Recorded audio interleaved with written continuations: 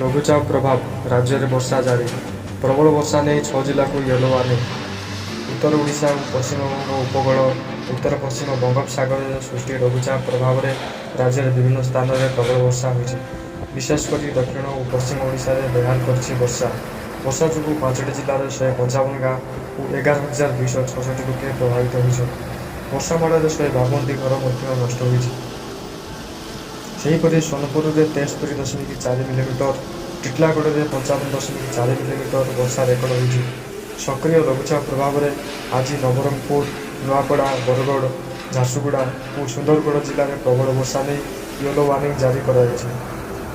ଘୂର୍ଣ୍ଣିବଳୟ ଓ ସକ୍ରିୟ ସଦୃଶ ଲଘୁଚାପ ପ୍ରଭାବରେ ଗତ 3 ଦିନରେ ରାଜ୍ୟରେ 5% ନିଅଣ୍ଟିଆ ବର୍ଷା ରେକର୍ଡ କରାଯାଇଥିବା ସୂଚନା ଦେଇଛି ଆଞ୍ଚଳିକ ପାଣିପାଗ ବିଜ୍ଞାନ କେନ୍ଦ୍ର। ଅନ୍ୟପଟେ ଲଗାଣ ବର୍ଷା ଯୋଗୁଁ କୋରାପୁଟ, ମାଲକାନଗିରି ଓ କନ୍ଧମାଳ ଆଦି ଜିଲ୍ଲାରେ ବ୍ୟାପକ କ୍ଷୟକ୍ଷତି ହୋଇଥିବା ଏସ୍ଆର୍ସି କହିଛନ୍ତି। ସେପଟେ ଉପରମୁଣ୍ଡରେ ପ୍ରବଳ ବର୍ଷା ଯୋଗୁଁ ହୀରାକୁଦ ଜଳଭଣ୍ଡାରରେ ଜଳସ୍ତର ବୃଦ୍ଧି ପାଇବାରେ ଲାଗିଛି। ଏହା ପୂର୍ବରୁ ବୁଧବାର 2ଟି ସ୍ଲୁଇସ୍ ଗେଟ୍ ଖୋଲାଯାଇଛି। ବର୍ତ୍ତମାନ ମୋଟ 14ଟି ଗେଟ୍ ଦେଇ ଜଳ ନିଷ୍କାସନ ହେଉଛି।